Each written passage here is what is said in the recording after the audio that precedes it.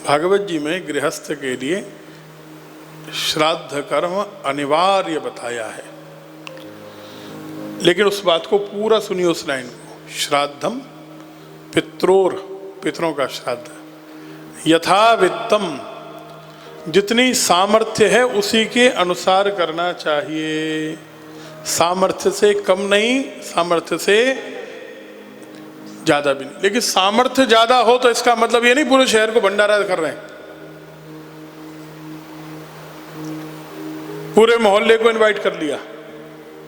यथावित्तम माने तात्पर्य यह है कि अच्छे कर्म करिए, भोजन को बढ़िया बनाइए, उसमें कमी मत करिए, ब्राह्मण को भोजन कराइए। आपकी बहुत सामर्थ्य है, समझिए श्राद्ध कैसे करना चाहिए। आज इसकी चर्चा 5 मिनट में करते हैं हम लोग। डेली हम लोग कोई ना कोई चर्चा कर ही रहे हैं। पहले हमने समझा श्राद्ध क्या है, फिर हमने समझा कि श्राद्ध में प्रार्थना कौन सी करनी है, फिर हमने समझा कल कि जब राम जी को श्राद्ध करना पड़ा, जब भगवान नरसिंह की आज्ञा अनुसार प्रहलाद जी को भी श्राद्ध करना पड़ा, जब भीष्म पितामह को भी श्राद्ध करना पड़ा शंतनु महाराज का, तो हमको तो श्राद्ध करना ही पड़ेगा। ये अत्यावश्यक है, अत्यावश्यक नहीं परमावश्यक है। आज हम बात करें श्राद्ध कैसे करें, उसकी विधि बताने की आवश्यकता नहीं है, क्योंकि वो कर्मकांड का विषय है। हम आपको बिल्कुल सरल भाषा में समझाते हैं श्राद्ध कैसे करना चाहिए। अगर आपके पास धन है, सामर्थ्य है, तो 3 ब्राह्मणों का, एक पितर के लिए 3 ब्राह्मण का भोजन कराइए। और सामर्थ्य है तब भी कोई आवश्यक नहीं कि 3 पितरों का ही कराएं, एक का कराइए, एक के लिए एक का भोजन कराइए। इसमें कोई भेद नहीं आएगा, 3 का या 1 का अपनी इच्छा अनुसार करना चाहिए, 3 से ज्यादा नहीं और बिना भोजन कराए भी रहना नहीं। अगर किसी के पास ब्राह्मण भोजन कराने की सामर्थ्य नहीं है और उसको देने के लिए अन्न नहीं है, वस्त्र नहीं है,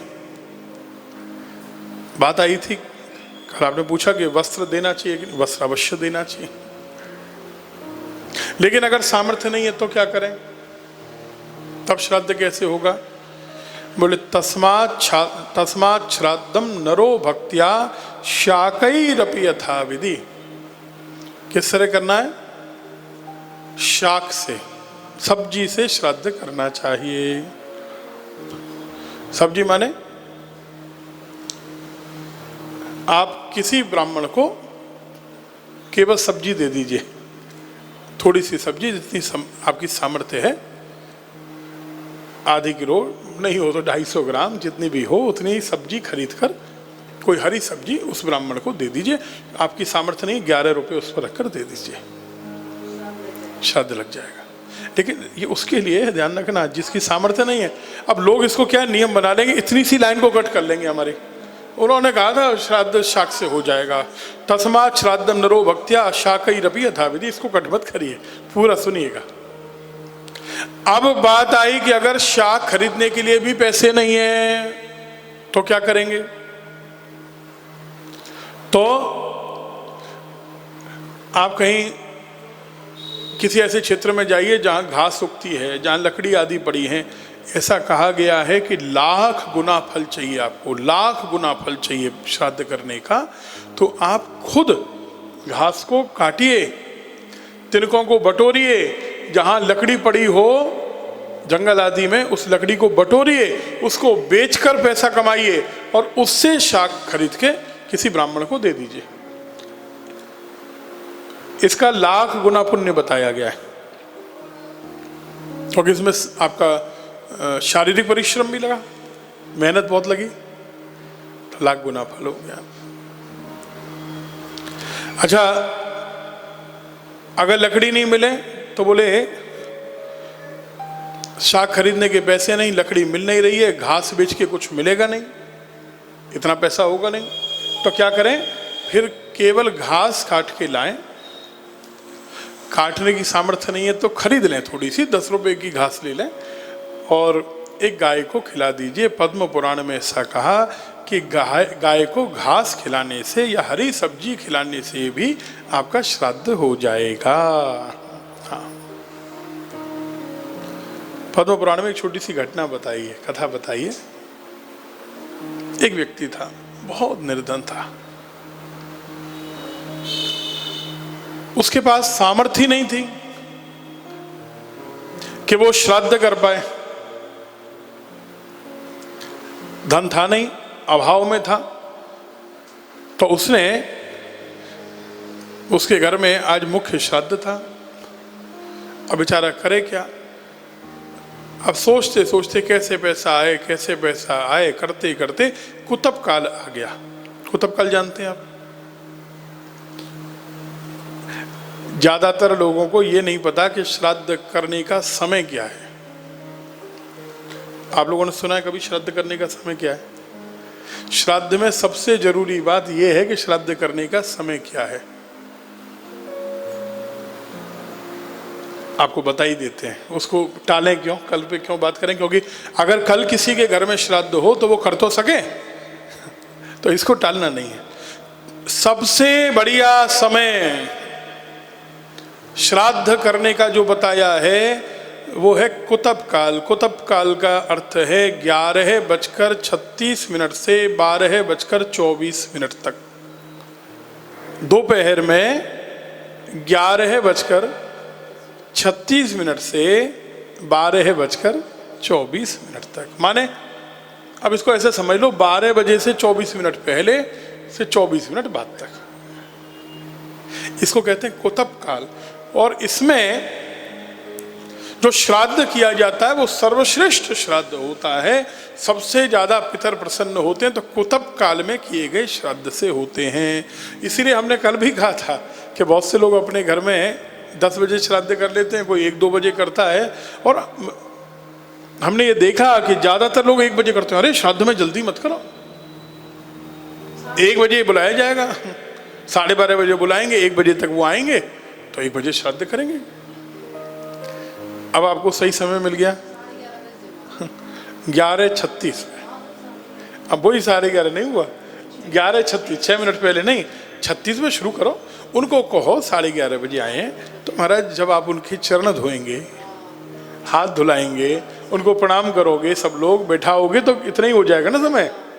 तो 11:36 से शुरू करो, फिर उनका तिलक आदि सब कुछ इसी में हो जाएगा कि नहीं बोलो? और सबसे बढ़िया तो कि 11-11:30 बजे बुलाओ, फिर उसके बाद उनके 11:36 से 12:24 के बीच में चरण धोना, हाथ धुलाना, प्रणाम करना, भोजन कराना, आशीर्वाद लेना और तिलक करवाना। और एक विशेष बात आपको बताएं कि जब वो ब्राह्मण जा रहे हों तो उनसे कहना चाहिए शेषमन्नस्य किम कर्तव्यम। इसकी व्याख्या और आगे आपको बताएंगे। हिंदी में कह दीजिए शेष अन्न का क्या करें, ये जरूर पूछना चाहिए। अगर नहीं पूछते हो तो भोजन करने का अधिकार नहीं है हमको। हाँ, अब शेष भोजन का क्या करें महाराज? तो कहेंगे परिवार के साथ पाओ। हाँ, इसके बिना नहीं पा सकते, अधिकार ही नहीं है आपको पाने का। अब देखो ये बहुत छोटी छोटी चीजें हैं, लेकिन अब आप इसको करके देखो ना, आप इसको कल से ही करके देखो, आपको देखो कितना अंतर आ जाए। आपके पितृ जो असंतुष्ट होंगे वो भी संतुष्ट कल ही हो जाएंगे।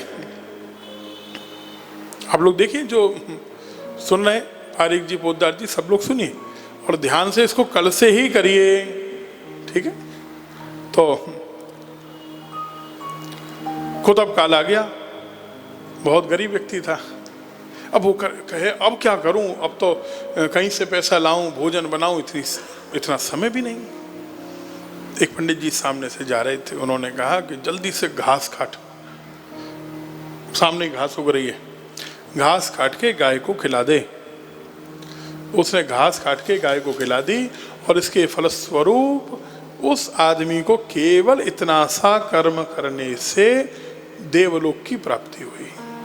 केवल इतना सा कर्म करने से। एतत् पुण्य प्रसादेनो गतो सौ सुर मंदिरम एतद, इस पुण्य के प्रसाद से गतो सौ, वो निश्चित रूप से कहा गया बोले सुर मंदिरम, ये पद्म पुराण में दिया गया है, सृष्टि खंड में इसकी चर्चा है। अच्छा, अब ये बात आई, सबसे अंत में बात करें कि अगर किसी के पास ये भी सामर्थ्य नहीं कि वो घास वास काट के लाए, बेचारा घास खरीदने के 10 रुपए भी नहीं हो बाबूजी, तो क्या करेगा? इसकी भी व्यवस्था है, हर चीज आपके सामर्थ्य के अनुरूप है। तो बड़ी सुंदर प्रार्थना आपको बताते हैं, आपके काम की है। देखो, श्राद्ध की चर्चा श्राद्ध में ज्यादा आवश्यक है। कथा तो हम रोज सुन ही रहे हैं, नंदोत्सव तो हर कथा में होना ही है, समुद्र मंथन, गजेंद्र मोक्ष, ये वामन अवतार, राम अवतार तो हर कथा में करना ही है। लेकिन ये विशेष बात हम लोग श्राद्ध पक्ष में करें तो जरूरी है। कोई नवरात्रि में कथा हो तो हम देवी की चर्चा नहीं करें तो फिर क्या लाभ है ना। तो बड़ी सुंदर प्रार्थना आपको बताते हैं, किसी को चाहिए तो व्हाट्सएप कर देंगे, बाद में गोपाल जी उसको प्रार्थना को आपको भेज भी देंगे। आइए बात, तो बड़ी सुंदर प्रार्थना। क्या करना है? एकांत में चले जाइए, किसी एकांत स्थान में जाकर, और दोनों भुजाओं को, दोनों हाथों को उठाकर, माने शरणागत होकर, इसका मतलब क्या हुआ?